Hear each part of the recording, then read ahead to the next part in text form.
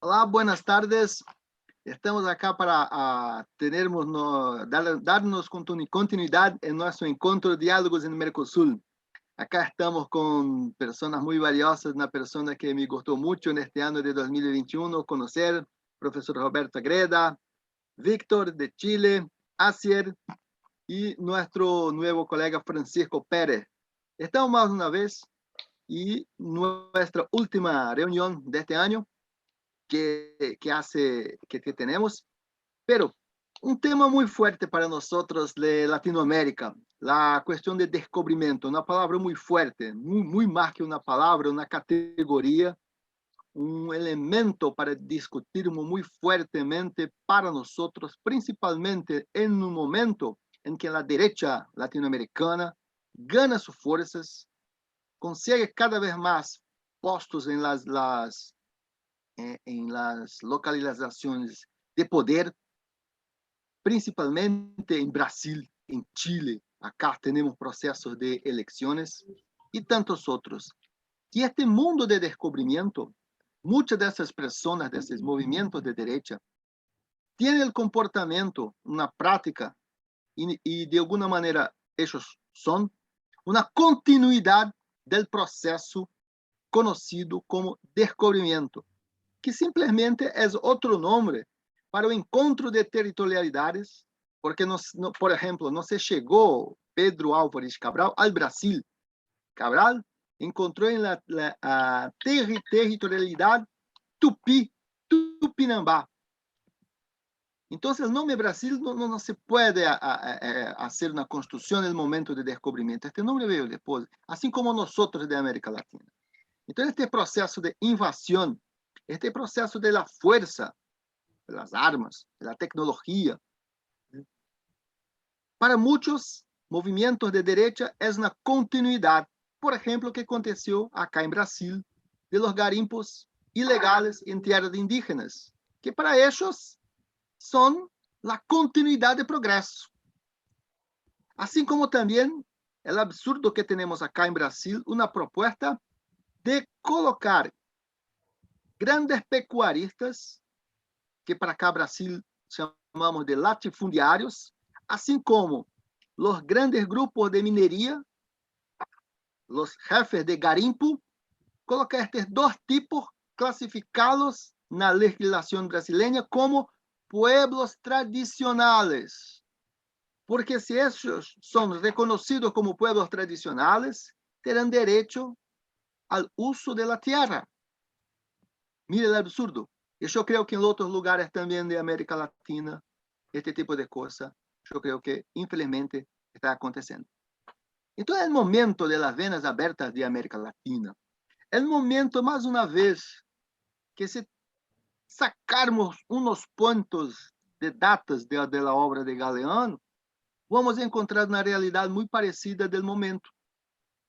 Que para nós, talvez, as palavras imperialismo, a colonização moderna, não tenha sentido, mas muito do que está ocorrendo agora são processos muito duros, principalmente para os pueblos tradicionais, para os obreiros urbanos e para a natureza. Então, é um momento muito delicado para a Latinoamérica, a força que este momento, porque não é uma direita letrada, uma direita à la base de um construtivismo dentro mesmo do direito positivista. Não, é uma direita que se vai acima das pessoas para explotá-las, para o meio da natureza, para sacar-los todos e deixar tudo em destruição. É um momento muito duro para nós. E temos a pandemia, que para os grupos mais frágeis, os pobres, que como se habla em Buenos Aires, as bichas misérias, as favelas, são mais duros ainda. E principalmente com a exclusão digital que temos também, porque são formas de ter e de não ter que se multiplicam as formas de exploração. E neste momento me gostaria de ouvir nossos colegas a respeito do tema, o momento que passa em tu país, sobre a atmosfera de Galeano o de otros, puede ser también. En este momento, paso la palabra a nuestro bienvenido, nuestro nuevo colega Francisco Pérez, para hablar un poco para nosotros qué pasa en tu país. Francisco, sea bienvenido con nosotros. Muchas gracias, Reinaldo. Muchas gracias al grupo entero por esta invitación. Es un tema, como decías tú, Reinaldo, es una categoría en sí, una categoría muy, muy importante en donde podemos estar hablando días y años con respecto a las implicancias, a lo que significa, al significado mismo del descubrimiento y todo lo que ha significado y lo significa a nosotros como latinoamericanos vivir este proceso, ¿no? Eh, yo creo que las implicancias más potentes que tuvo, por lo menos, y que se ha expandido o se ha prolongado durante el tiempo de este pretendido descubrimiento, que vamos a ocupar la palabra descubrimiento, ¿no? Para poder, para poder hablar como vocablo común, pero sabiendo que la palabra descubrimiento siempre ha tenido ha tenido una serie de interrogantes frente a él, ¿no? Yo creo que lo más profundo y que en particular en Chile, creo yo, ha sucedido es una negación completa a la alteridad que significa el otro, ¿vale? Eso en Chile ha sido sumamente potente, creo yo, en mi particular punto de vista. Creo que esta posibilidad que tuvo el descubridor de encubrir todo lo que se era antes de que llegara, y de que se pisara por primera vez, entre comillas, tierras vírgenes, hizo que se construyera un imaginario, que se construyera una psicología de pueblo, una psicología de gente muy influida por aquel primer momento. Creo que en Chile, eso se proyecta completamente en la realidad, es un país particularmente, a mi punto de vista, con muy poca identidad. Y esa identidad, esa poca identidad, esa poca posibilidad que tenemos de definirnos como chilenos, como cultura chilena, es herencia directa de aquel momento de descubrimiento.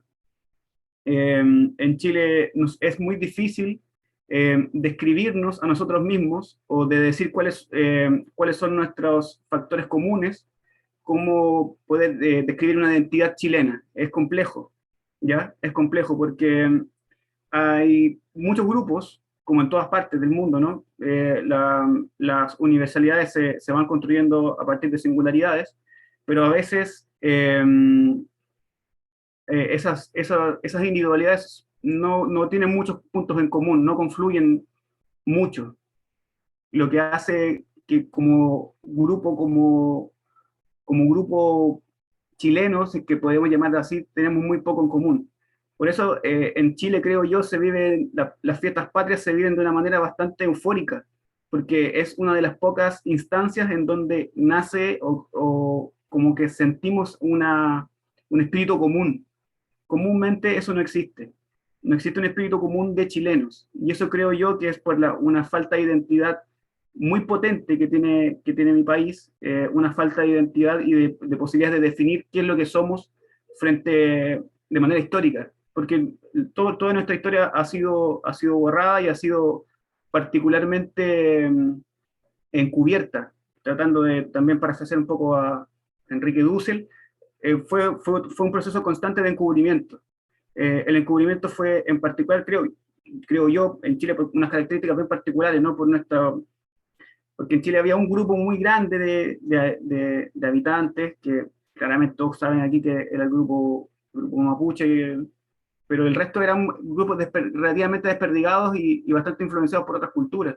Entonces, constantemente hemos tenido que luchar para saber qué es lo que somos. Y eso yo creo que es herencia directa y no puede haber otra razón que es los primeros procesos de descubrimiento.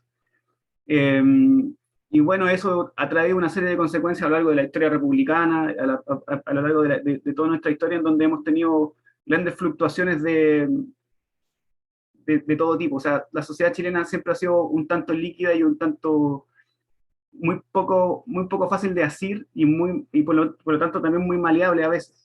Ya como decía Reinaldo, la aparición de las derechas o de esta estos íconos un poco populistas de derecha, o incluso de donde se quiera, ¿no? El populismo nace también por una falta, por deficiencias psicológicas de los pueblos.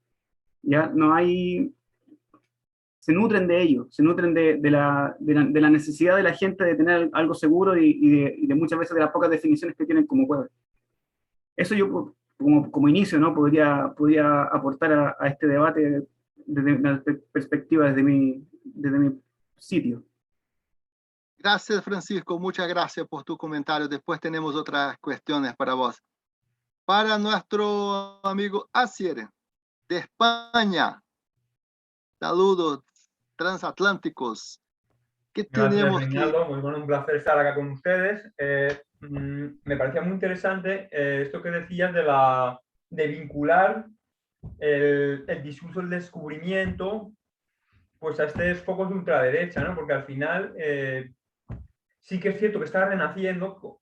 Yo precisamente, pues actualmente vivo en España, llevo ya unos meses acá, y sí que es cierto que la ultraderecha, que está creciendo también mucho en Europa, en el caso de la española Vox, que además, como es un proceso global, como saben, al heredero de Steve Bannon, que fue como el precursor, el profeta en términos de asesoría global, esos populismos de extrema derecha, ha conseguido que se popularice ese discurso, que intenten crear unos cuestiones en común, unos valores comunes, un discurso común, y que esta ultraderecha española pues, está expandiéndose por Chile.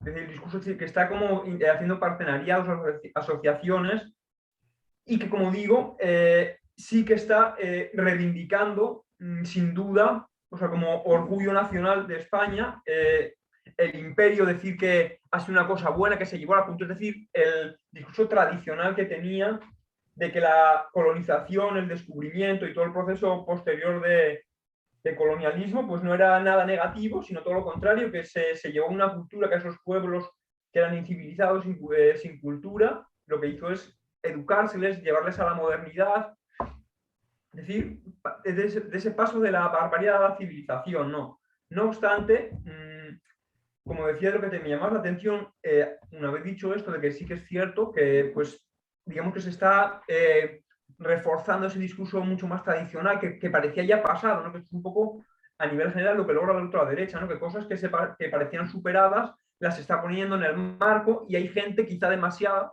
pues sin duda demasiada, que se está apropiando de ella, conectando con ella y sintiendo orgullo, ¿no? No obstante, decía que no debe ser también que el descubrimiento es mucho más que eso. Es decir, el gran problema del descubrimiento no es que haya un grupo más o menos minoritario que lo reivindique, sino que el problema es que es una cuestión generalizada, es decir, una cuestión que está, nos guste o no, en nuestros valores mínimos, nuestros topos, que decía Boaventura de Sousa, es decir, que lo tenemos como algo asumido, porque al final es una cuestión de asumir ese discurso de desarrollo, entender que es una verdad, o sea, entenderlo en cuestión de racionalidad, de verdad, y que por tanto eso no se discute. Es decir, no hablo tanto propiamente del descubrimiento como tal, es decir, de la acción de colonizar, de extraer, de esclavizar, etcétera, etcétera, sino más bien de esa expansión cultural, social, religiosa también, que duda cabe, que de lo que decía en el discurso de Galeano, que es muy importante el papel de la cristiandad, sobre todo acá allá en América Latina, pero que al final, como digo, el común del descubrimiento es que ha quedado y que es parte de nuestra racionalidad, nos guste o no. Entonces, ante eso yo me pregunto si es positivo seguir hablando de esto, es decir, el descubrimiento como modo de, como discurso creado, supone, o sea, colabora en restañar las heridas, en reparar, en colaborar quizá con este tipo de pueblos que muy bien mencionaba Francisco, que son en definitiva las verdaderas víctimas de todo este discurso, porque al final, digamos que la clase criolla puede estar sin duda en contra del proceso de globalización, como lo puedo estar yo, pero al final la realidad es que prosigue ese proceso de lo que Stavenhagen denominaba las colonizaciones internas, ¿no? Que es decir, que las clases criollas, pues independizadas, pues siguen ese mismo patrón de poder, patrones culturales, de no sé si tanto invisibilizarles como minusvalorarles, y en definitiva, esto, es decir, seguir hablando del descubrimiento, seguir siendo parte de este discurso, sirve para remediar eso, o el problema es mucho una cuestión más interna de cómo desaparecernos de esos patrones culturales, sociales, religiosos y que duda cabe que económicos, porque todo esto va muy vinculado pues al capitalismo, ¿no? Entonces, pues esto es un poco la reflexión que me hago yo, haciendo también un poco, como os decía, esa reflexión inicial de hasta qué punto la política o los movimientos nuevos de ultraderecha y esta reincorporación son los únicos que se apropian de esa idea, o simplemente lo que hacen es, digamos que, darle más fuerza política, dar más vigor al discurso para quizá un poco de, digamos que reforzar quizá estos discursos más básicos, de seguir pensando en términos quizá imperiales, de poder, y de también en lo que pasa un poco como en la sociedad actual, que es la idealización del pasado, ¿no? Que es un poco lo que está pasando un poco a nivel global y también internos de intentos de proteccionismo. Bueno, y ahí ya cedo la palabra a mis compañeros. Gracias. Gracias, Ciel. Y nuestro colega Roberto, de Bolivia. Tu micrófono, por favor. Sí, Roberto. Gracias. El tema que nos ha convocado es un tema profundo, complejo, ¿no?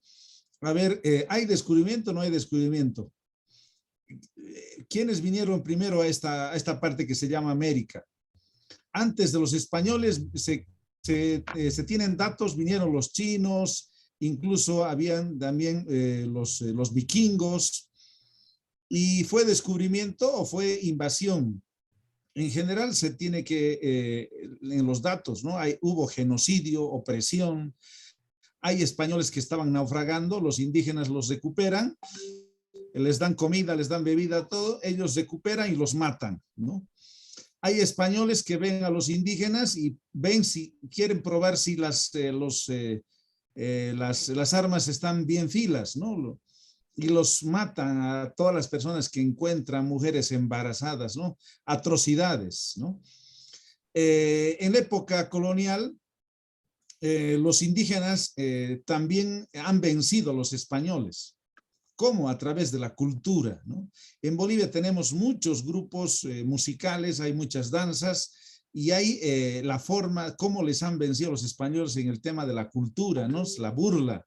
Por ejemplo, la morenada es una burla digamos, al capataz que andaba chicoteándoles a los negros, ¿no?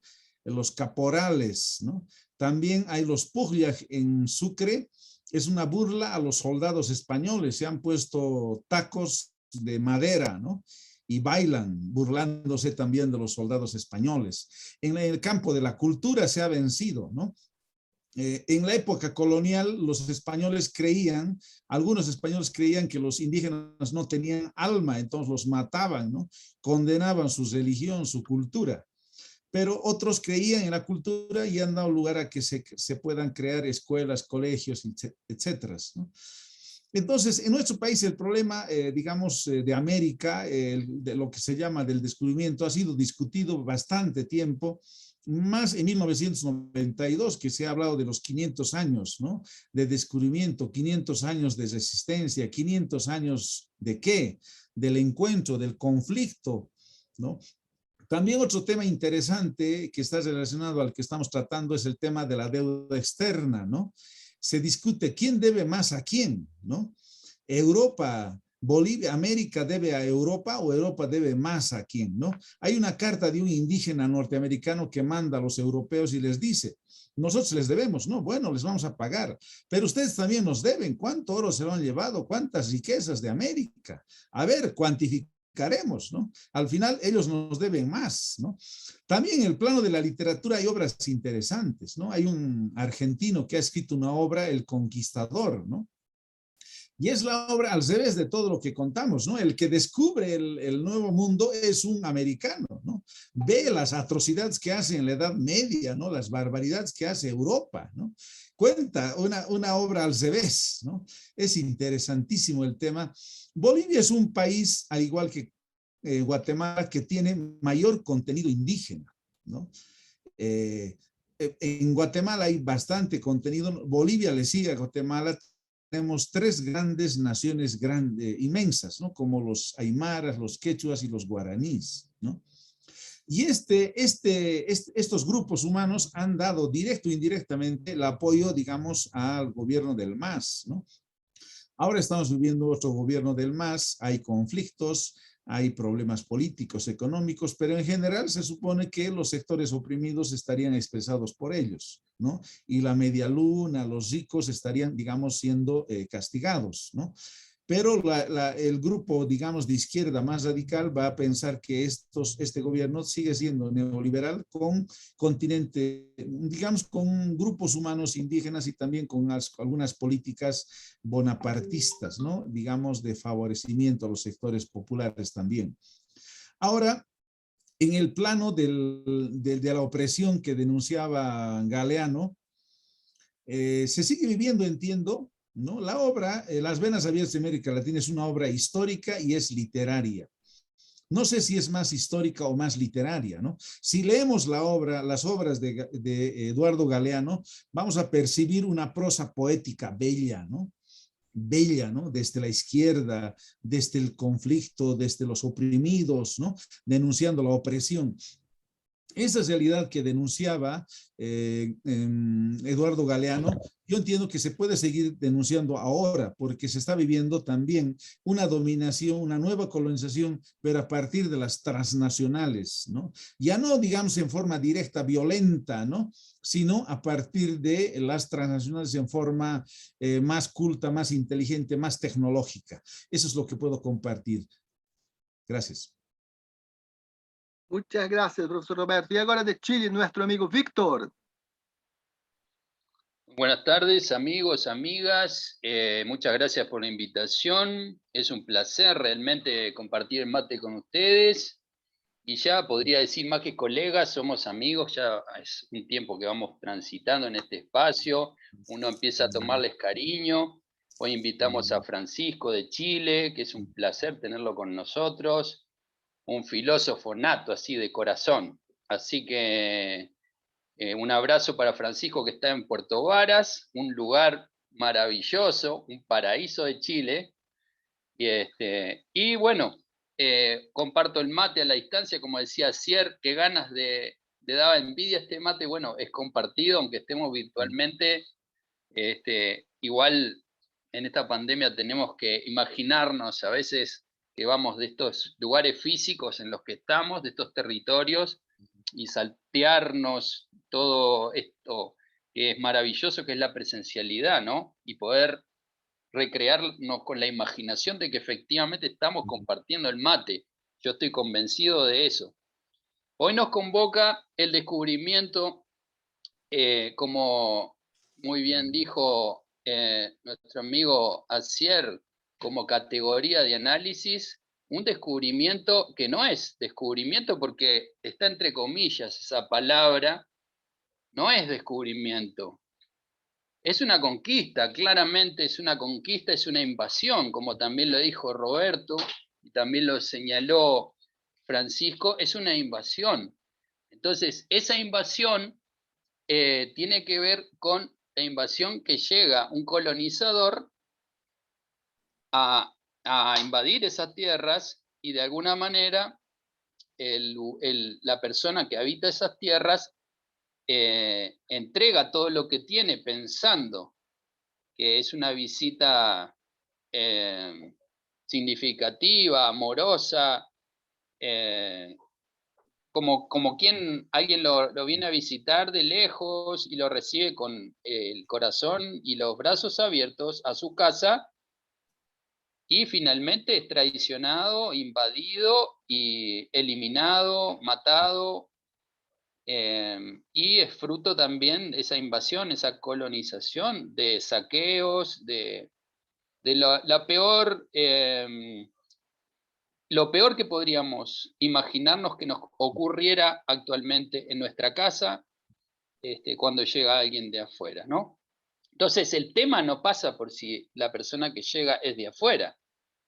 El tema pasa justamente porque la persona que llega de afuera hace lo que no debería hacer, que no es encontrarse con un otro de manera amorosa y cariñosa, como el otro lo venía recibiendo, sino que lo invade, lo sepulta, lo mata, lo aniquila, lo extirpa, le quita su cultura y impone la suya propia. Cito algunas de los textos de Galeano que nos convoca. Colón creyó que Haití era Japón y que Cuba era China. Creyó que los habitantes de China y Japón eran indios de la India. Pero en eso no se equivocó. Yo vengo de Uruguay. Hace 14 años que vivo en Chile. Cuando yo era niño, dice Galeano, en las escuelas del Uruguay nos enseñaban que el país se había salvado del problema indígena, gracias a los generales que en el siglo pasado exterminaron a los últimos charrúas. Y con esta frase de Galeano, como bien decía Roberto, en las venas abiertas de América Latina, el exterminio charrúa es una falacia. ¿Por qué? ¿Hubo genocidio? Sí, hubo genocidio, y hay libros que pueden comprobar que hubo un genocidio en la nación charrúa. En Salsipuedes, en 1831, se arrinconaron a todos los indígenas de la época con la promesa del presidente de entonces, que era Fructuoso Rivera, que envió a su hermano Bernabé Rivera a aniquilar a todos los indígenas que estaban con la promesa de entregarle tierras. Ellos fueron a ese lugar, Salsipuedes, porque es un lugar al norte del Uruguay, entre los departamentos de Tacuarembó y Salto y Río Negro, con varios ríos al norte del Río Negro, y ahí los arrinconaron y los aniquilaron y reproducieron el discurso de que los exterminaron. ¿Hubo genocidio? Claro que hubo genocidio de la nación charrúa. Y después llevaron a Francia a los 4 o 5 charrúas a exhibirlos como que eran los únicos sobrevivientes, como trofeos, etc. Eso es otro capítulo aparte. Pero hoy puedo dar cuenta de que la nación charrúa no se exterminó. Porque personalmente fui a visitar, como de manera recurrente trato de ir a mi país, y me encontré con Santiago Ferreira, una persona que yo desconocía absolutamente, que me dijo, bueno, a mí me acaban de reconocer como cacique charrúa en Uruguay. Mis papás, mis abuelos, mis tatarabuelos eran charrúas, y yo provengo de una familia charrúa, por lo tanto soy charrúa. Y habemos muchas comunidades charrúas en el Uruguay: chanaes, guenoas, arachanes, boanes, guaraníes. No son solo charrúas. Claro, charrúa es el grupo mayoritario, y también hay afroindígenas. La esposa de Santiago Ferreira, Jessica Nieto, que tampoco la conocía, me da cuenta de que su familia, sus papás, sus abuelos, sus bisabuelos, tatarabuelos, son afroindígenas que provienen de Brasil, se instalan del otro lado del río Yaguarón, en el departamento de Cerro Largo, y empieza a engendrarse a una comunidad afroindígena en el Uruguay, que es distinta a la afrodescendiente que se instaló en el sur de Montevideo, en el barrio sur, donde hoy conviven la mayor parte de la población afrodescendiente, que tiene su cultura definida, su música propia, que ha impregnado en la música popular uruguaya, representada por el candombe. Tuve la oportunidad de visitar a Santiago y a Silvina, a Santiago y a Silvina Nieto. Dije Jessica, me equivoqué, es Santiago Ferreira y Silvina Nieto, dos representantes fieles de la cultura charrúa y afroindígena, con sus luchas, con sus, de alguna manera, censuras también que les ha tocado vivir, y con ese estigma de que en Uruguay no hay indígenas. Y eso, como digo, esa es la falacia. No que no hubo genocidio, sino que sí, el Uruguay también tiene indígenas. Y eso significa que, y acá con esto termino, con una frase de Gloria Anzaldúa, ¿no? La chicana feminista que nos cita Víctor Verderle, mexicano, en su texto Calibán, reflexionando un ensayo muy interesante sobre Calibán de Roberto Retamal, el cubano. Justamente el personaje Calibán, apelando a la obra de Shakespeare, ¿no? De La Tempestad de Shakespeare, donde Calibán era el nativo de la isla, Próspero era el colonizador. Pero Gloria Anzaldúa, en ese epígrafe que nos cita Víctor Herrera, es: nacimos o fuimos engendrados en el vientre del otro. Fuimos engendrados en el vientre de un otro. La condición de mestizaje no nos las podemos sacar nosotros los criollos. ¿Y qué vamos a hacer? ¿Cuál es la pregunta? ¿Somos indígenas los que tenemos, obviamente, algún tipo de herencia indígena en la sangre? ¿Podríamos defender las causas indígenas? ¿O solamente los que son indígenas comprobados por sangre pura son los que tienen que defender su causa?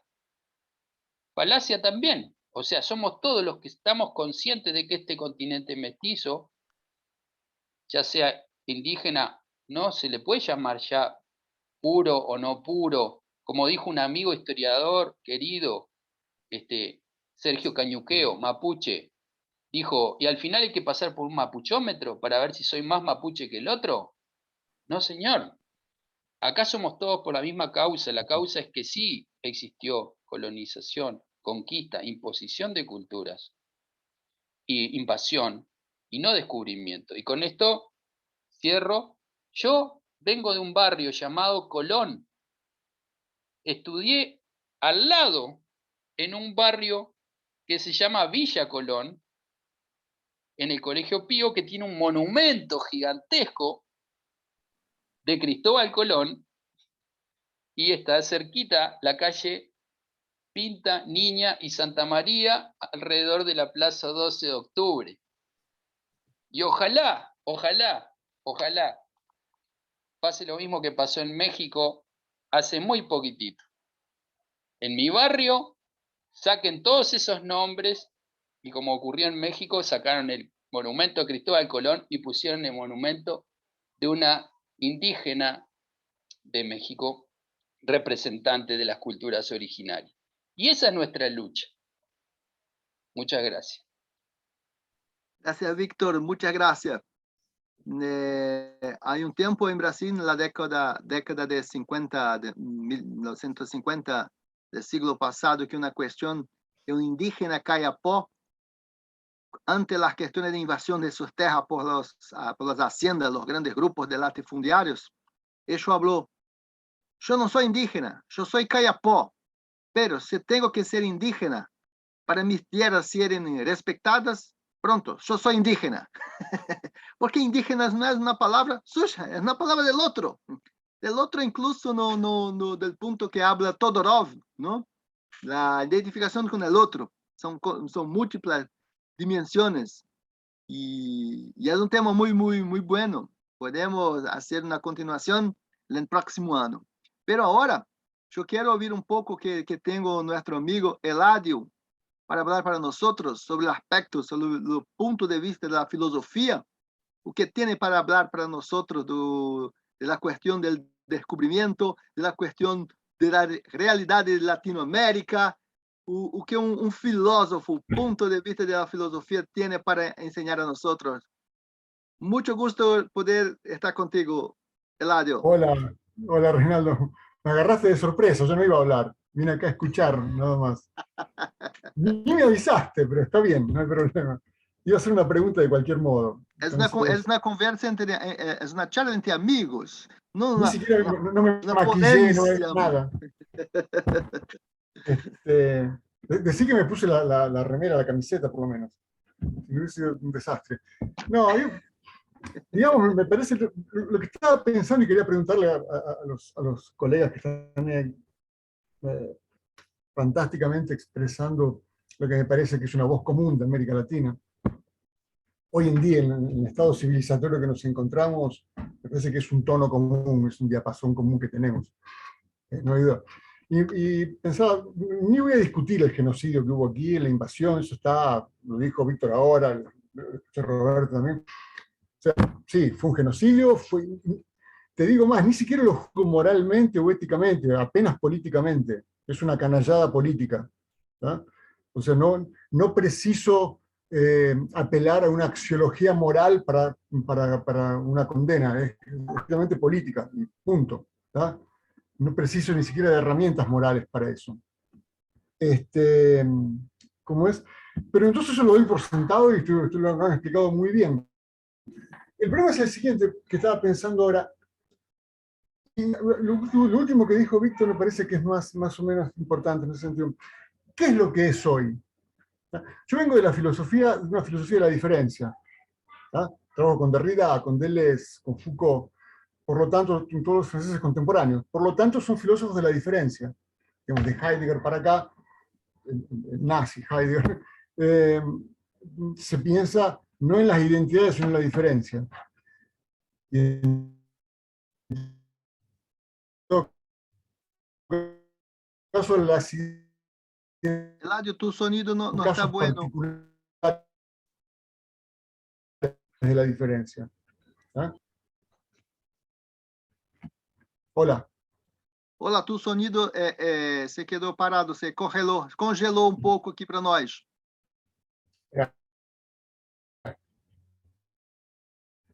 Déjame que cierro, me agarraste de sorpresa, déjame que cierro la puerta para evitar ruidos. Espera.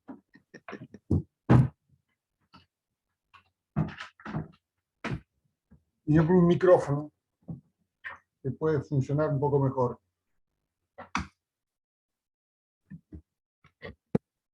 ¿Mejoró un poco? Sí. ¿Se escucha? ¿Sí? ¿Cómo es?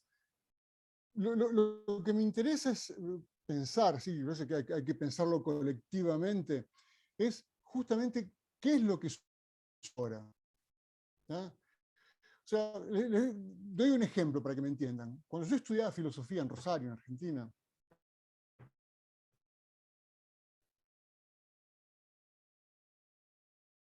O senhor está aí com problema. no me gustaba nada la filosofía latinoamericana. No me gustaba nada. Digamos así, pongo sin imagen, pre. ¿Se escucha un poco mejor? ¿Sí? ¿No? ¿Están escuchando? Giro mi micrófono. Victor, tu microfone, Victor. ¿Se escucha? Está melhor. Mejor. Digo, cuando yo estudiaba filosofía en Rosario, no nos gustaba nada la filosofía latinoamericana, Dussel y todo eso. ¿Por qué? Porque buscaban una especie de pensamiento original. O sea, como es el mapuchómetro que habías dicho vos, Víctor, o sea, había que buscar, digamos, un pensamiento original que no existe, no está más, no estoy justificando el genocidio, digo, es un hecho histórico que sucedió, ¿te das cuenta? Entonces, hoy cambió mucho, la filosofía latinoamericana hoy es otra cosa, busca los problemas comunes nuestros. O sea, somos una mezcla de una cultura que se negó a morir a pesar del genocidio, las culturas originarias, que se negaron a desaparecer, y tenemos una herencia muy fuerte de eso, y el encuentro evidentemente violento con el logos europeo, que está ahí también con nosotros. O sea, ¿qué le vamos a hacer? ¿No? Es parte constitutiva de nuestra cultura. Entonces, hoy la filosofía latinoamericana busca eso. Este encuentro de saberes originales y de logocentrismo europeo nos da ¿qué? ¿O qué nos tendría que dar? Los problemas propios. O sea, y un lenguaje capaz de pensar, el lenguaje actual, capaz de pensar esos problemas propios. Entonces yo le iba a preguntar a los colegas, digamos, si superada la etapa medio simple de querer volver al origen, que no se puede, reconocido que somos una composición de tradiciones variadas, y un logos que vino con fuerza y nos oprimió, pero que hoy es constitutivo también, está ahí. ¿Ah? Entonces, ¿cómo podemos pensarnos de nuestros problemas? Lo que nos define en común son nuestras cuestiones. No si somos mapuches originales o gringos originales, ¿no? Porque somos una mezcla cultural, étnica,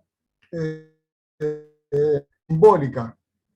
Lo que no quiere decir bajo ninguna hipótesis, escuchen bien, lo que no quiere decir bajo una hipótesis que esto sea un camino para apagar o borrar las diferencias puntuales que existen. No estoy diciendo eso.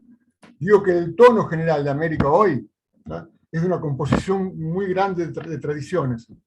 ¿No? Y me parece que lo que nos da un sentido común, lo que nos da un ser común, por decirlo de algún modo, son nuestras cuestiones y nuestros problemas. ¿No? O sea, y evidentemente el pensamiento que surge de eso, lo que hacemos con eso. ¿No? Entonces, me gustaría que los colegas digan si esto que estoy diciendo puede ser sectores que consideran que no, que tenemos que mantener ciertas identidades fuertes, ¿no? O si este camino para una composición más múltiple de culturas, de razas, que se dio por violencia, insisto, que se dio por violencia. ¿Me están escuchando? Hola, ¿me escuchan? Sí, está. Si esta composición puede ser un camino para buscar una voz propia, que sea de nuestros problemas, de nuestras cuestiones, y por lo tanto, y los conceptos para pensarlos. Cuando digo encontrar nuestros problemas, no es solamente mostrar lo que nos es problemático, generar todos los mediadores y los aparatos conceptuales para abordarlos. ¿No sería esta nuestra América hoy? ¿No sería la tarea de nuestra América buscar nuestras cuestiones y nuestros conceptos que van a salir de tradiciones arraigadas que tenemos como pueblos americanos y del logos invasor que vino y se quedó, y que está ahí, sin duda? Entonces quería ver si esto que estoy diciendo les parece correcto o no, digamos. Sí, más o menos eso. Sí, escucharlo. Era una pregunta que yo quería hacerlo, ¿verdad? Sobre qué opinaban me parece que un programa para América, para decirlo así, detesto la palabra, parece una estrategia armada, pero no lo es. Es decir, si hay un programa para nuestra América es ver, de hecho, cuáles son nuestros problemas y cuáles son nuestros conceptos, nuestra voz para pensarlos. ¿No? Sabiendo que el logos invasor está ahí y que los saberes originarios también. ¿No? Eso. Muchas gracias, Eladio, muchas gracias. Eso es una cuestión que me lembra un poco de unas lecturas de Bourdieu. El peor enemigo es el enemigo interno que tengo cuando yo pienso en la realidad de Latinoamérica, con la derecha. Acá en Brasil, como se dice, ¿no? Los pobres de derecha. Es un ejemplo que en muchos lugares de las elecciones, la derecha ganó en una región en la mayoría de las personas son pobres. Entonces no se tiene que pensar sobre paradigmas de bueno, malo, cierto, errado. Son conjunturas económicas muy dinámicas.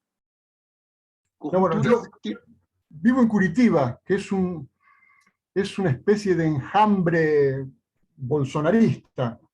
O sea, fui a una panadería ahora a la mañana, es detestable la gente, pobres y ricos. La República de Curitiba, como dice.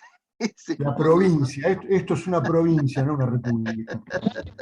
Sí, en este punto de las contradicciones, que no son meramente las contradicciones de una forma positiva, negativa, más que se mezclan en múltiples dimensiones. Y a partir de que Eladio habló para nosotros y también como tema de otras reuniones nuestras, ¿qué plan, qué estrategia teníamos que construir para una Latinoamérica?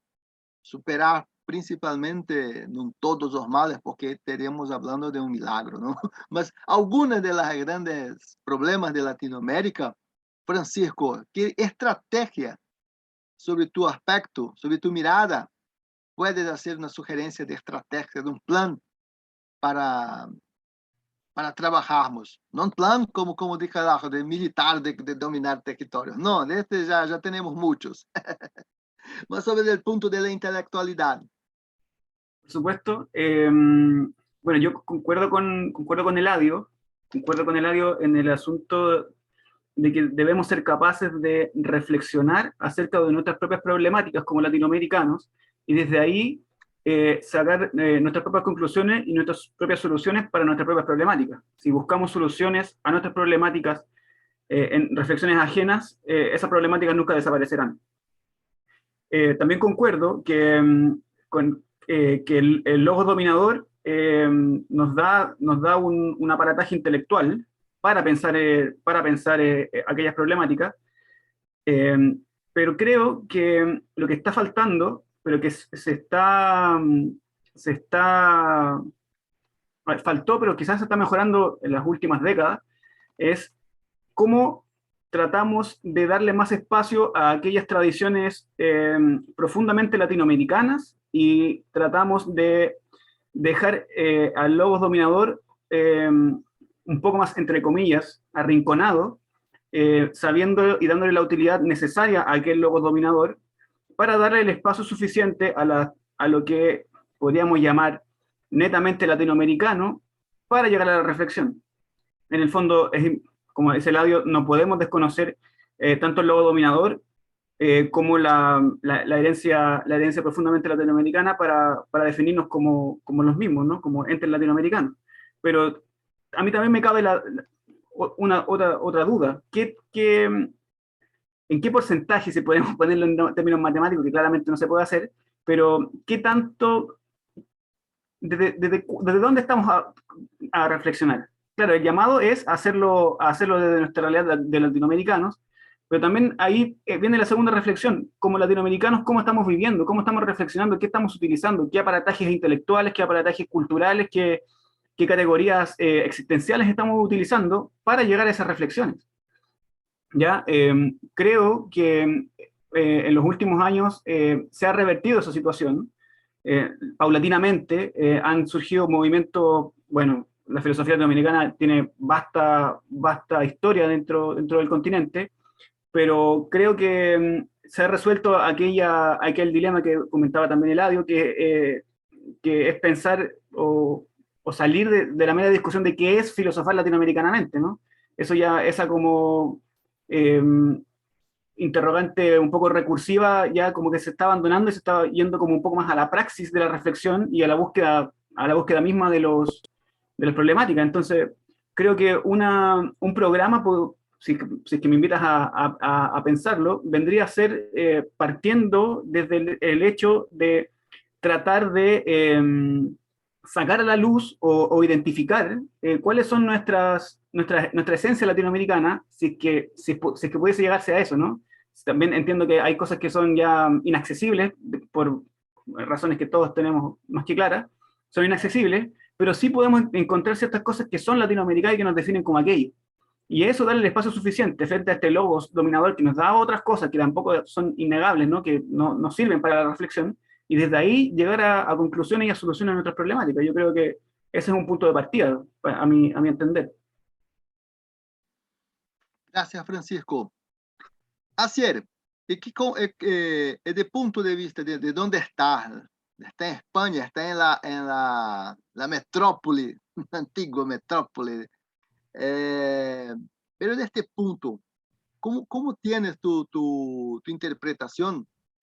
Incluso también para una cosa muy europea del momento, la llegada de los migrantes de las guerras de Oriente Medio, de Siria, otros que están llegando a Europa también, y que hace también muchas preguntas muy próximas de lo que tenemos en América Latina. ¿Quién somos nosotros? ¿Quién somos europeos?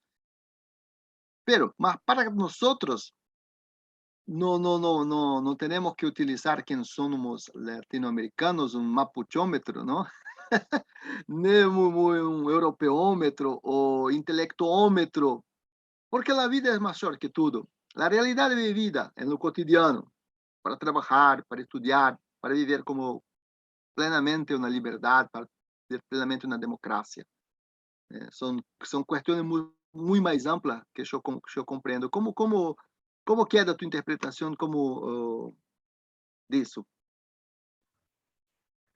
Bueno, yo en relación un poco con lo que decía antes también de la teoría del descubrimiento, de si, digamos que si mantener ese discurso en términos de victimización o más bien de reparación, también he notado un poco que fijaos que antes Francisco y tú mismo, Reinaldo, con el ejemplo que ponías del indígena mexicano que decía, yo si tengo que ser indígena para reivindicar, soy indígena, pero en realidad eso es un nombre también vuestro, ¿no? Es un apelativo jurídico-político que me habéis puesto para diferenciarme en el fondo de vosotros, porque es eso. Y jurídicamente es muy importante porque digamos que se da a pie de unas de reivindicaciones jurídicas, ¿no? Pero Francisco decía respecto de Chile que no hay una identidad chilena, que es un poco ficticia, artificial por su independencia, sin tener muy claro cuál es el contenido de la misma, ¿no? Entonces, ante eso también, uno se pregunta, si no hay unos países definidos identitariamente con el paradigma este del Estado Nacional, que también es occidental, ¿cómo vamos a tener una construcción común latinoamericana? Porque ¿cómo va a haber una continuidad o una comunidad latinoamericana sintiéndose parte de forma global de la misma, ¿no? Porque al final también en esas construcciones colectivas corremos el riesgo del choque con la pérdida de lo otro, que es la multiculturalidad, la interculturalidad, del respeto de ese otras sinfín de culturas, que también es lo más característico de Latinoamérica, ¿no? La riqueza. Eso en menor medida también pasa un poco en España, con la zona del País Vasco y Cataluña, de hasta qué punto se puede ser español siendo vasco, es conflictivo. Es decir, estas identidades son identidades superpuestas, compartidas o chocantes, ¿no? Y en el fondo, digamos que para dar un poco, no sé si es tanto solución como alternativas, y en relación también con lo que decía Eladio, de tener el común, siempre va a ser muy complicado esto, es decir, de compaginar ambas cosas, es decir, de tener, mantener eso, que en el fondo también es reparador precisamente por esos agravios, por esas luchas, por esas colonización y imposición que se tuvo, pero a la vez intentar unirse más. Claro, la unión quizá, sin duda, te va a aportar más en el sentido geopolítico, para con los otros pueblos tener una fuerza de discusión, sobre todo en la institucionalidad, no sé si tanto en términos de poder, pero en términos de reivindicación geopolítica, porque al final las múltiples divisiones, pues a mí, sobre todo en el foro global, te hacen más débil. Claro, el problema es el cómo, ¿no? Sobre todo cuando tenemos también ese choque social, o esos choques sociales a nivel interno de unos que se sienten incluso herederos de Occidente y además no sé si lo manifiestan con orgullo, pero sin duda su actuación social, jurídica y política y las políticas que llevan a cabo, desde luego están en clara connivencia con las occidentales, liberal capitalistas, vamos a decir, toda la mirada que acompaña a esta cuestión jurídico-económica. Entonces, a partir de ahí, ¿qué te digo yo de cómo se ve, digamos, desde España? Evidentemente, también incluso para España, Europa, digamos que es una construcción bastante nueva, pero tampoco hay una identidad europea mucho más allá de un sentido institucional. En este sentido, yo no sé si han oído ustedes el programa Erasmus, que es un programa que los estudiantes pueden ir a estudiar un año, los estudiantes universitarios, estudiar un año en otros países europeos, dicen que es lo que más ha hecho por la identidad europea. Estos compartires quizá también sean, digamos, que replicables en el sentido de unir socialmente, de unir identitariamente y de compartir en definitiva culturas, porque al final también hay una falsa percepción, yo creo que desde Europa, desde Occidente, respecto a los pueblos indígenas, de pensar que están inamovibles, es decir, que no evolucionan. Víctor nos decía muy bien cómo hay comunidades afroindígenas en Uruguay. Eso es evidentemente que como todos se mezclan, comparten y tampoco van a estar aislados y decir la puridad racial o la puridad cultural. Evidentemente ellos tampoco desean eso. Entonces, pues al final este tipo de, no sé si pequeñas políticas, me parece muy interesante lo que decía Roberto de la de la música, la cultura, porque al final ese tipo de actividades artísticas, culturales, al final son los que mucho más que más unen, que quizá una suerte de ideologías políticas es más difícil acordarlas a mi entender, ¿no? Y bueno, para no extenderme demasiado ya, me agradezco y me despido, no sé si por hoy, pero pues a seguir aprendiendo de ustedes ahorita. Gracias. Gracias, Yacier. Y desde este punto de vista, Roberto, ¿qué tiene para hablar para nosotros? De un país que tiene la mayor parte de su población indígenas, y sí, es muy diferencial. Hay un problema interesante. Vamos a partir de un pequeño problema. En una de las campañas para conocer el tema económico de la población, salió estas encuestas, ¿no? Y ahí decía, ustedes quechua, aymara, guaraní u otra población indígena, ¿no?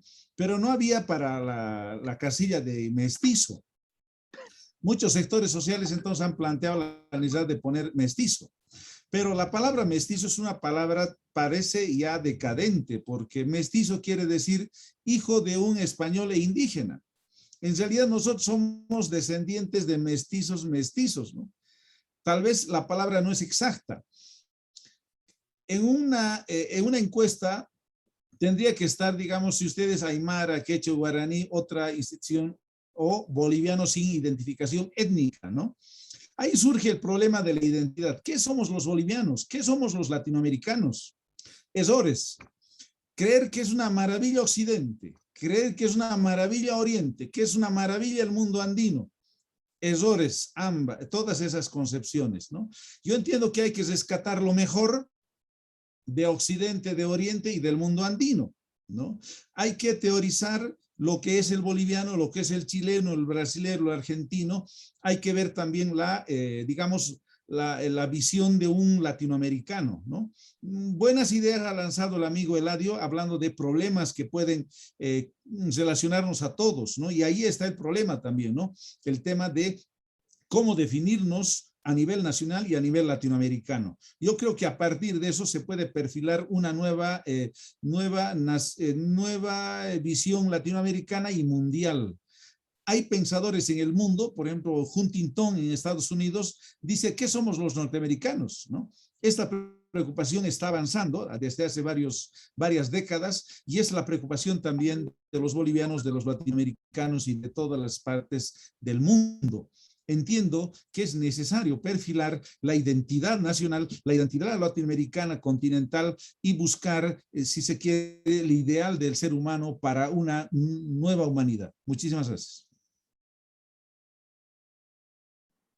Gracias, antes de Víctor decir una cosa para completar la idea, pero es importante lo que Roberto dijo. O sea, como no puedo creer, lo que quise decir es lo siguiente, como no creo que haya cómo crear una identidad americana, total. ¿Sí?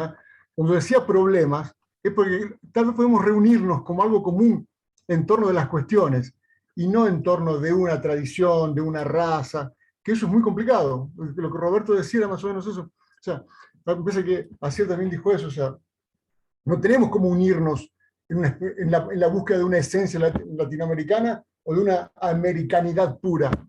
Pero sí hay un conjunto de problemáticos que pueden juntarnos. Entonces, en lugar de esencia en el sentido de fundamento antropológico, ¿ya? Problemas en el sentido de una identidad inmanente a las diferencias que se encuentra en los campos problemáticos que nos atraviesan, y no en una esencia y todo eso. Bueno, listo, hablé de más, perdón.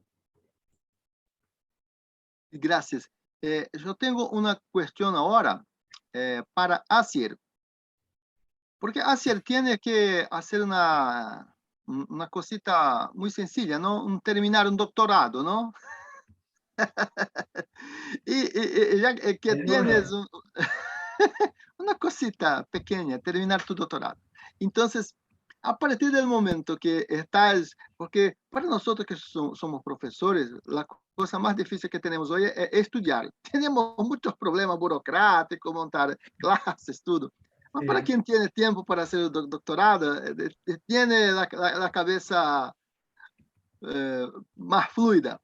Entonces, a partir, por ejemplo, de tu doctorado, de tu tema, ¿puedes hablar un poco para nosotros de tu tema de doctorado ¿Y cómo Bueno, este sí, tema de claro. doctorado puede enseñar para nosotros una visión, una mirada particular a partir de tu tesis? Bueno, en mi caso, o sea, lo que voy a defender, o sea, lo que he estudiado es sobre todo el conflicto, colaboración entre los discursos de desarrollo y derechos humanos en Colombia. Lo que he estudiado es como casos paradigmáticos que entiendo que chocan entre la concepción o un discurso de desarrollo, sobre todo la teoría de Arturo Escobar en Colombia, de cómo se construye ese discurso del desarrollo, la hegemonía liberal, y cómo, si bien a la vez que se inventa ese desarrollo, se crean instituciones de derechos humanos, y hasta qué punto esas instituciones de derechos humanos chocan o complementan, es decir, si son parte del desarrollo y por tanto también de en cierto modo le legitima, o por el contrario, digamos que son más, tienen una capacidad más emancipadora, que sería un poco lo que Foucault decía, que, que en todo discurso de poder hay resistencias también. Claro, este sería un caso de que, digamos que la resistencia se instaura desde el mismo sistema.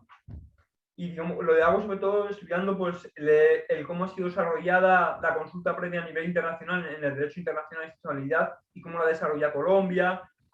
También el conflicto entre los derechos humanos, los tratados de libre comercio y los derechos humanos, porque hacen alguna suerte de alusiones de que el comercio es para fomentar los derechos humanos, ponen cláusulas de derechos humanos que supuestamente, si en una situación conflictiva en un país, como el caso de Colombia con el conflicto armado, había muchas violaciones, se debería parar ese libre comercio porque hay que dar prioridad a los derechos humanos. Y pues es una suerte de, como os digo, de hasta qué punto el sistema se va de los derechos humanos para legitimarse, para reforzarse, o por el contrario, los derechos humanos, sea desde la institucionalidad o sea desde de abajo arriba, es decir, desde los movimientos sociales, desde la academia incluso, es una suerte de herramienta que lucha contra el sistema en sí. Eso es como así a grandes rasgos lo que voy a hablar de forma bastante más extensa el lunes y esperemos que bien.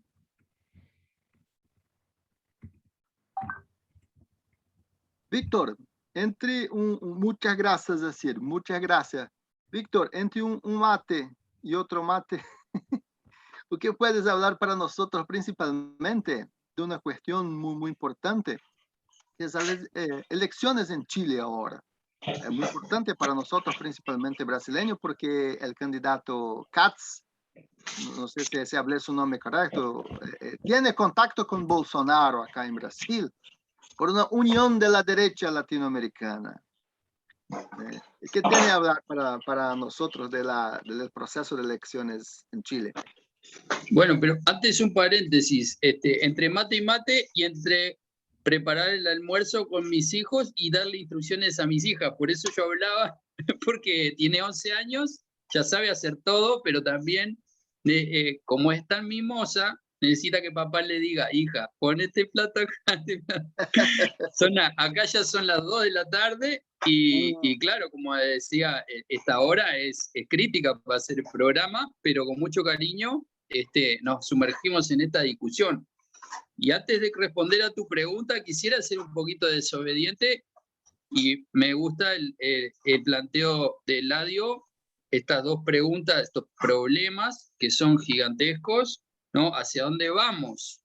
¿Hacia el rescate de las culturas originarias o hacia una identidad común, etcétera, donde él dice que efectivamente la esencia no es el camino?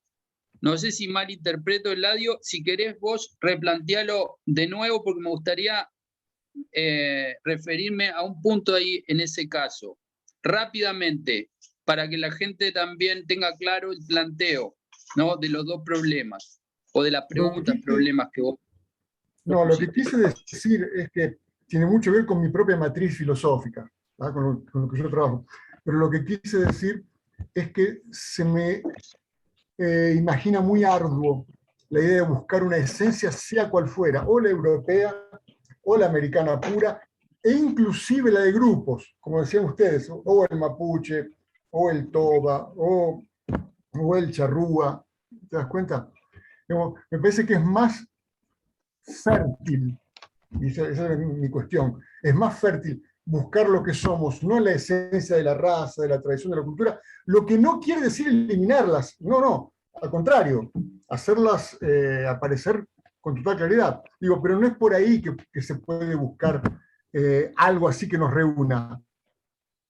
¿Te das cuenta? Así que lo que nos puede reunir son las formas estructurales y estructurantes problemáticas de nuestra bueno, primero del encuentro, que no fue un encuentro, fue una violencia. Después de la superación de eso. Y ahora de los problemas que nos atraviesan. Digamos, las formulaciones de deseo, las formulaciones de poder, la historia institucional del país, la herencia ética europea y la herencia ética americana. En fin, todo esto que es estructurante, ¿tá? Es una especie de microfísica, de rizoma, diría, del permanente que nos compone. Entonces me parece que es por ahí que se puede buscar algo que nos identifique. O sea, primero, lo que nos atraviesa como problemas y como cuestiones, y la voz propia en términos conceptuales, que nos puede reunir, o sea, un discurso nuestro, que parte de problemas, no de una esencia, ¿te das cuenta? Sea nacional, bueno, nacional no, seguramente no, que sea puramente racial, puramente cultural. Eso debe ser mantenido, respetado, fertilizado, ¿tá? Como la multiplicidad inherente a lo que somos. Yo buscaba algo que no sea y estos problemas no pueden ser una trascendencia, que vuelan por arriba y que apagan todo el resto de las cosas, que le ponen una especie de lona para tornar algo común, sino que sea inmanente a la multiplicidad que somos. ¿Te das cuenta? O sea, que nos componga, ¿tá? Como si algo nos une, son nuestros problemas y nuestros conceptos. ¿Ah? No apenas una tradición, no apenas una raza. Esa es la riqueza de la multiplicidad que debemos mantener siempre. ¿Ah? Ahora, si queremos una voz propia, me parece que pasa por ahí. Digo un ejemplo rápido. Claro. En Brasil, Sí. en Brasil, Akira Doceu. Quedó muy claro, porque incluso el mismo Galeano se retractó de algunas cuestiones cuando lo catalogaron como esencialista, y hay muchos autores que él no quiso quedarse en ese lugar de esencialista. Por eso yo creo que nuestro desafío como seres humanos tiene que ver con buscar elementos comunes para hacer nuestra lucha cotidiana, darle un sentido. Entonces, considero que si buscamos elementos comunes, somos seres humanos, la unidad, como vos decís, es un elemento común, la unidad, porque clarísimo, ¿no? Divide y reinarás. Entonces, si estamos todos peleados, obviamente no vamos a lograr nada. Sin embargo, hay un tema de prioridades también. Todavía actualmente están matando indígenas en distintas partes de Latinoamérica. En Guatemala hay una corrupción gigantesca. Entonces, cada uno de nosotros quizá pueda aportar a eso o pueda decir, yo prefiero hacer otra cosa, no meterme en eso. Y aparte, el tema, por ejemplo, que yo comentaba, de que descubrí por mi cuenta, por mi propia ignorancia, que en mi propio país, Uruguay, hay todavía gente que está luchando por ejemplo, dar evidencia de los restos arqueológicos del genocidio de Salsipués en 1831, y tiene que de alguna manera protegerse con esas evidencias porque sabe que hay una amenaza que le podría sacar esos restos para que no diga que su cultura o la de su familia realmente sí existe. Entonces, eso no es poca cosa. Entonces, yo no voy por el esencialismo, voy por el concepto de ser humano. El concepto de ser humano tiene que ver con que las minorías, aunque sean 3 personas en 3.200.000 uruguayos, aunque sean 3 personas, las 3 personas mandan. Porque si ellos dicen y tienen evidencia clara de que hay una cultura que es necesario evidenciarla y decir, existe acá en este país. Por lo tanto, no digan más que es un país sin indígenas, porque somos 3, aunque sea. Obviamente hay más. Estoy siendo de manera extrema el ejemplo, ¿no? Pero yo creo que muchas veces estamos condicionados por un sistema imperante que nos desune, nos lleva a aislarnos, a hacer luchas propias, cada uno por su lado, y a invisibilizar a las minorías con el argumento de que la mayoría manda. Como decía Roberto recién, está bien la categoría, ¿qué pasa con los mestizos? Y hay gente mestiza que está metida en estas luchas, y también las propias etnias o agrupas o comunidades le dicen no te metas que vos sos de afuera. Entonces, yo creo que hay una cuestión principal, y con esto termino, perdona que te corté, Eladio, solamente quería ejemplificar, o sea, por lo menos quería aclarar mi postura también, tiene que ver con cuál es tu papel en el mundo actual y con qué argumentos vos hacés lo que hacés. Si yo todos los días me dedico a hacer cosas para mí solo y acumular cosas para mí solo, obviamente es incuestionable, todos tenemos ese derecho. Pero hay un ethos ético, político que me lleva a hacer esas cuestiones para mí mismo. Ahora, si yo todos los días me levanto y ocupo mis horas en pensar que voy a construir con otros, como dijiste, Eladio, al principio está bueno construir opinión en colectivo. Entonces, eso me marca también una postura, de que yo no soy solo, de que tengo un imperativo para hacer una lucha por la cual me siento parte y me da un sentido y una identidad clara como ser humano en este mundo. Y cierro con un ejemplo del amigo brasileño de Piauí, que tiene un programa de radio, un podcast, y que en un momento dijo: el programa de radio que yo propongo dura lo mismo que Netflix, que una película de Netflix. Pero la diferencia es que por lo menos con este programa uno puede profundizar, conversar, compartir cultura, canciones, música que no se escuchan. Y eso me pareció un argumento potente. Muchas gracias. Wow. Víctor, un minuto, habla por favor de la situación de las elecciones en Chile ahora, con Katze y su discurso. Yo me siento atrevido con un chileno aquí en la mesa, presente, hablando de Chile. Yo sé, hace 14 años que estoy acá, pero le doy la palabra a Francisco. Entonces, Francisco, ¿qué Sí. tienes que decir para nosotros desde las elecciones de Chile, la fuerza de la derecha? Bueno, así como Eladio está en una ciudad bolsonarista en Brasil, yo estoy en una ciudad castiana en Chile. ¿Ya? Puerto Varas es uno de los bastiones castianos dentro del país. Cuidado. Y sí, no tengo miedo, no te preocupes, Reinaldo, no tengo miedo.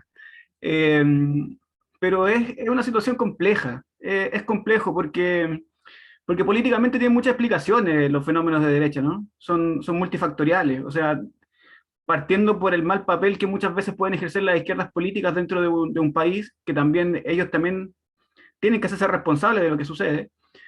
También se alimenta mucho de los contextos sociales. O sea, después del el fenómeno del 18 de octubre acá en Chile, que fue muy potente,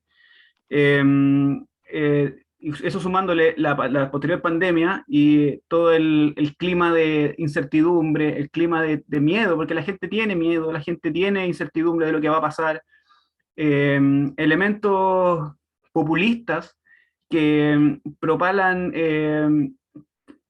discursos con poco contenido, pero con mucha retórica, hacen que suban como la espuma políticamente. Sí, eso es así aquí y en la Quebrada del Ají. Chile, lamentablemente, tiene terreno fértil para ello, ya con todo lo que les acabo de mencionar. Lo que sí creo también es que si en este país llegase a gobernar un gobernante como José Antonio Kast, tampoco sucederían cosas tan extremas como, yo no conozco en detalle el fenómeno brasileño, pero sí no ocurriría nada muy terrible.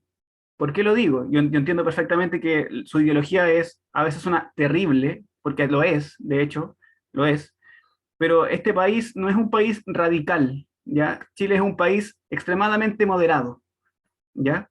Extremadamente moderado. Discursivamente es terrible que una persona que propale ese tipo de ideales y ese tipo de ideas, como ejemplo básico el de desaparecer un ministerio tan importante como el Ministerio de la Mujer acá en Chile, que se peleó durante mucho tiempo porque existiera, y tú propones que desaparecerlo, eso es terrible, ¿ya? Es terrible. Pero no hay que tener miedo porque Chile es un país de verdad moderado, no ocurren cosas tan extremas. Por eso fue tan curioso que sucediera lo que sucedió el 18 de octubre en este país, porque Chile no está acostumbrado a tener, en su historia republicana, tener fenómenos de esa radicalidad. Por eso fue tan poderoso y por eso fue tan... a todos nos sorprendió mucho que sucediera, ¿ya? Porque en Chile todo es por vía democrática, ¿ya? O es por vía institucional. Las cosas no suelen hacerse por algo que no sea de esa manera, ¿ya? O sea, solo con decirlo que aquí hasta las coimas se hacen con factura, o sea, sin factura yo no te puedo coimear. Todo, es todo con factura, así somos en Chile. Entonces, yo creo que son efectos más políticos que reales los que traería un gobierno de derecha en Chile, y hay muchas responsabilidades. Y yo creo que hay gente que es responsable de aquello y que solo lo único que han hecho es mirar para el lado, hacerse los que esa responsabilidad no es mía, y son los primeros que deberían de salir adelante y decir, ¿sabes qué? Esta responsabilidad es mía, de todo un grupo de gente que lo hizo pésimo para que estuviéramos en el momento en que nos encontramos. Sí. Acá en Brasil tenemos muchas personas tienen la imagen de Brasil, que es un Brasil alegre, un país alegre, con pueblo alegre, jovial, siempre la alegría. No, brasileño no es de la guerra, no es radical. No, muy cuidado con este pensamiento, porque en el primer momento, en la primera oportunidad, por ejemplo, con el gobierno Bolsonaro, las cosas cambiaron mucho. Aquel pueblo de paz, tranquilo, de la amistad, del samba, de la caipirinha, no se quedó solamente con esto. La barbaridad, la radicalidad está intrínseca, principalmente en muchos grupos conservadores, no solo de clase media, en muchos, principalmente en la clase media brasileña, pero no son ellos. Entonces, es un momento muy delicado. La democracia es una cosa muy frágil. Es que tenemos que tener en cuenta no solo los mejores sentimientos, más con los mejores del conocimiento, de la ciencia, de la filosofía, de la práctica, porque en el primer momento todo se rompe muy fácil.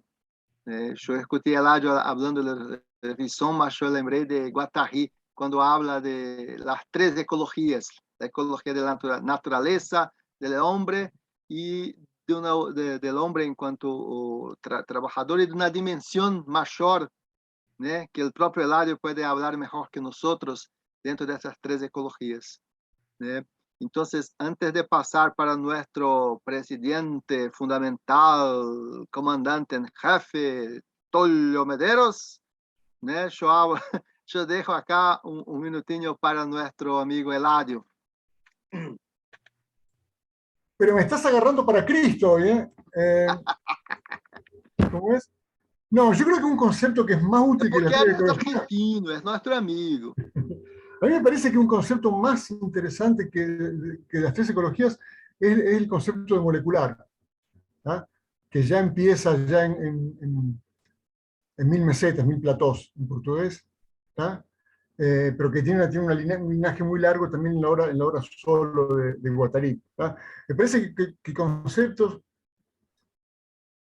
A ver, lo que está en cuestión es la siguiente. En política actual no se puede hacer más una disputa por posiciones, por trincheras.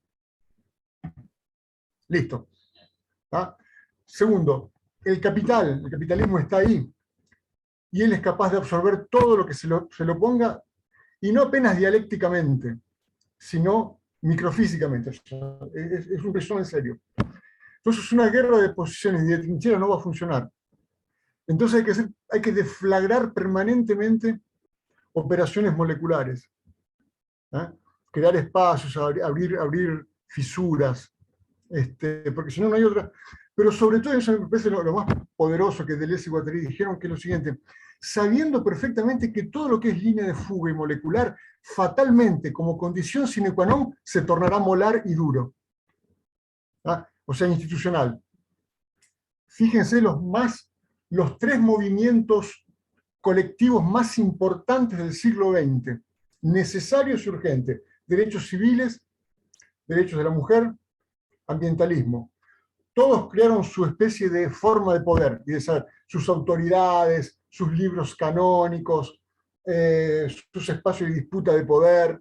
¿tá? Entonces, me parece que lo que están, es decir, el concepto de molecular en línea de fuga como campo de lo político hoy presupone entender muy bien que hay que estar en un movimiento permanente, porque lo que haces hoy como línea de fuga se va a institucionalizar después. ¿Ah? Lo que es hoy ¿quién decía? No sé si me acuerdo si era Roberto o Víctor. Digo, yo torno visible una comunidad escondida, ¿eh? Y en poco tiempo eso se va a tornar duro. ¿En qué sentido? Se va a ser apropiado por la Nike para hacer estética con el arte de los indios, de los pueblos originarios. Va a ser utilizado, se va a hacer un museo, ¿ah? Con eso ahí, que va a ser muy visible y muy potente al principio, y después se va a tornar una especie son ejemplos, ¿no? que se me ocurren ahora, se va a tornar, digamos, una especie de forma de turismo esterilizada. Entonces, hay que estar permanentemente creando nuevos espacios. Eso me parece que en política, hoy, y eso es Guattari sobre todo, y Deleuze y Guattari, no hay una guerra de posiciones, de trinchera, una disputa política en ese sentido. ¿Ah? Tiene que haber una disputa molecular, en espacios específicos, tópicos, sabiendo que eso ahí, una vez que se haya un ámbito de línea de fuga, de libertad, de visibilización, ¿tá? Eso ahí se va a tornar después, o corre un gran riesgo casi seguro de tornarse algo institucionalizado. ¿Tá? Por tanto, que no pertenece más al ámbito revolucionario, sino al ámbito de las instituciones. ¿tá? Y entonces es permanente. Y eso es lo que nos enseña. ¿Ves que ese concepto de Guattari y después de Deleuze y Guattari son fundamentales para pensar la política hoy? ¿tá? O sea, ¿hay que hacer política institucional? Sí, hay que hacer política institucional. Es un espacio de poder que no se puede perder. ¿tá?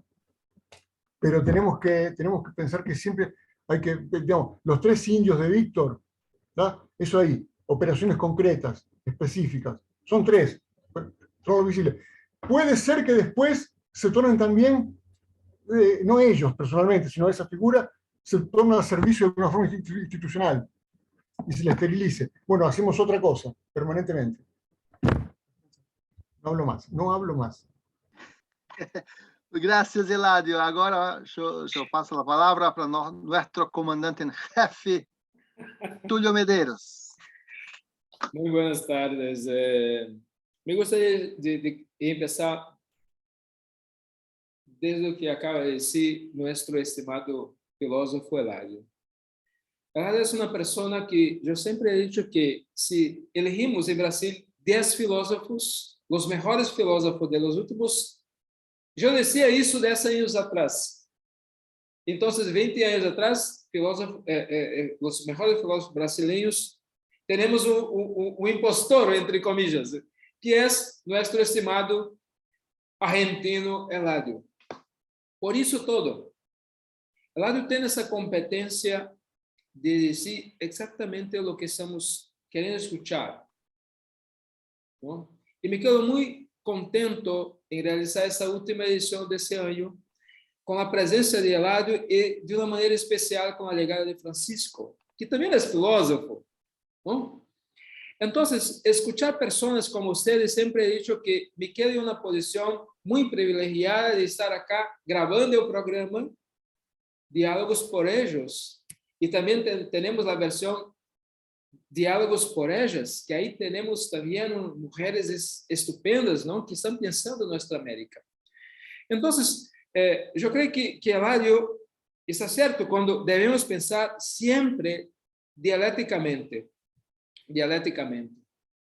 Eso es importante.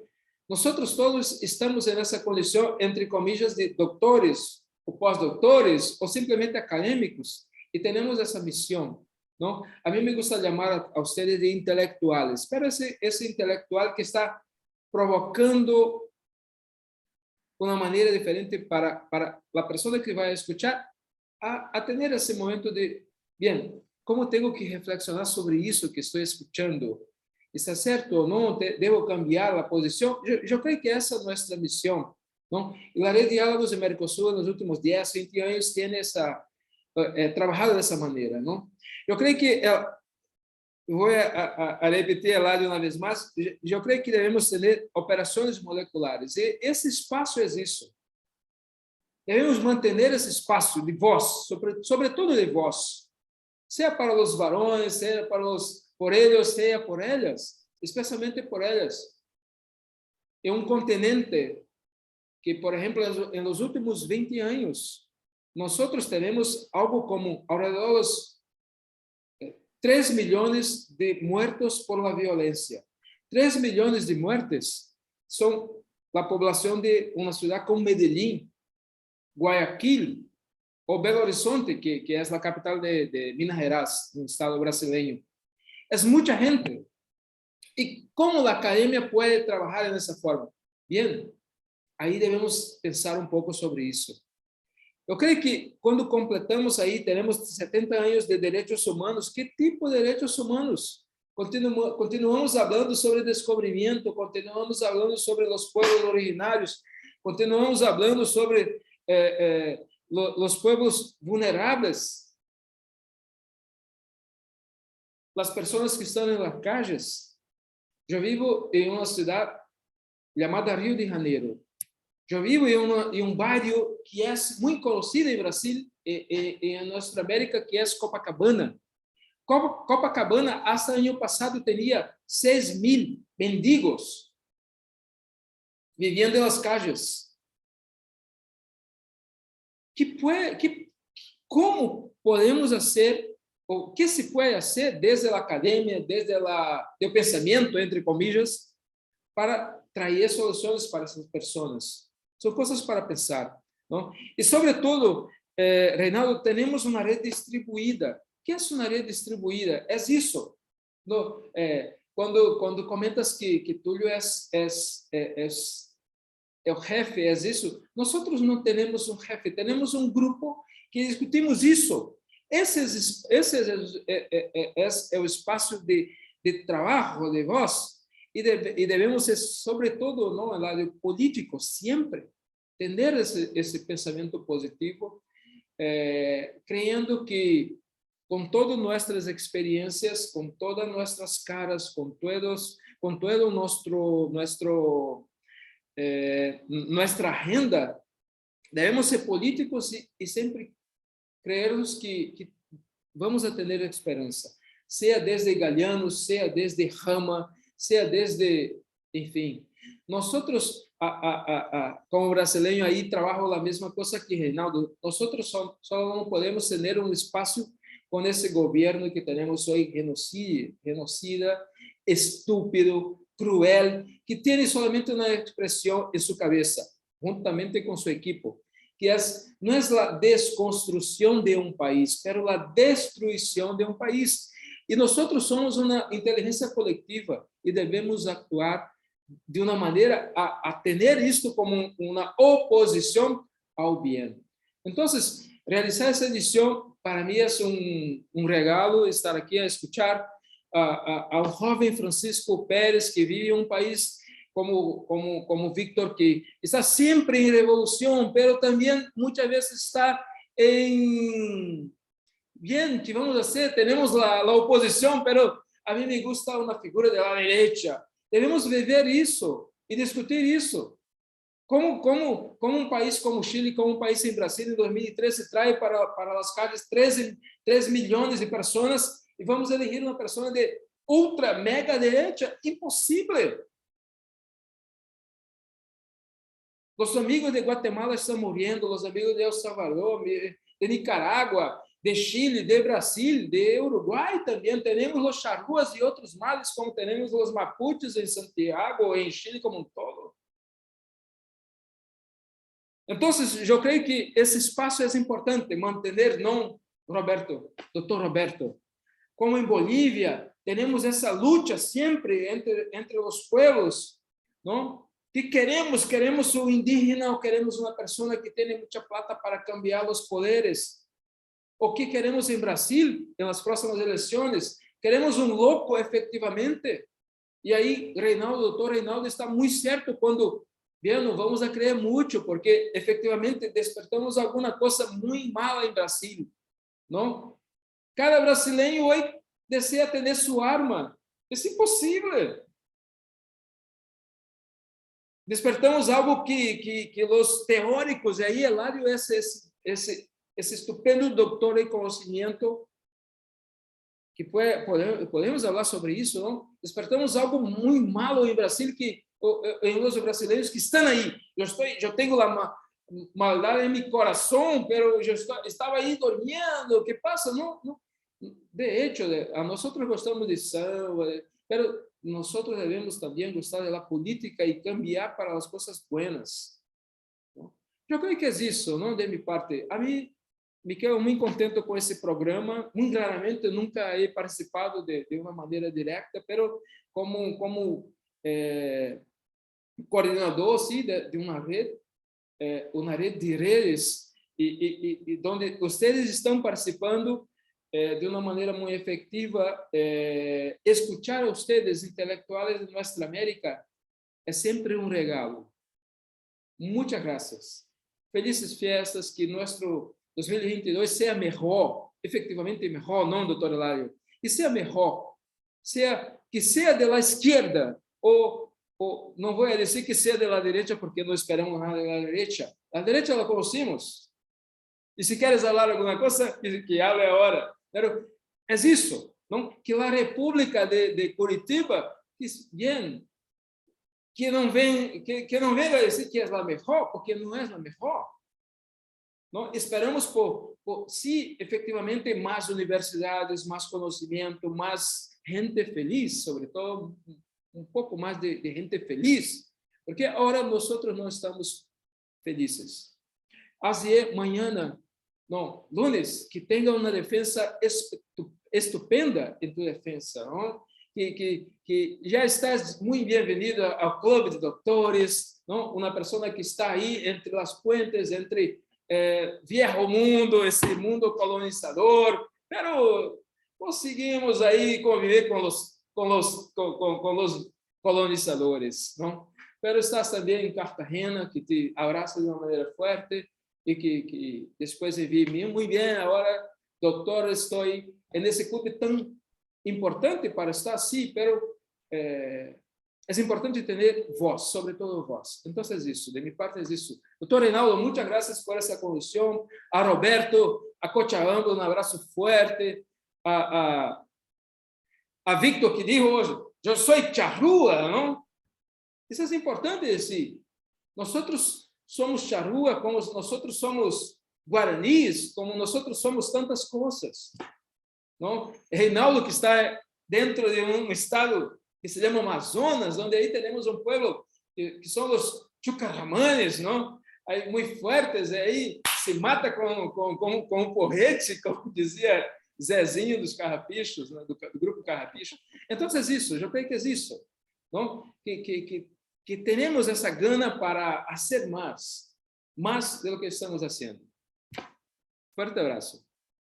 Muchas gracias. Gracias a todos. Muy bien compartir con ustedes, que el próximo año sea mejor que los otros. Un fuerte abrazo, éxito a todos, en especial a Cier por su tesis. Gracias por todo. Gran defensa. Chao, chao. Un abrazo. Gracias. A todos. Un abrazo. Gracias. Chao, chao. Hasta pronto.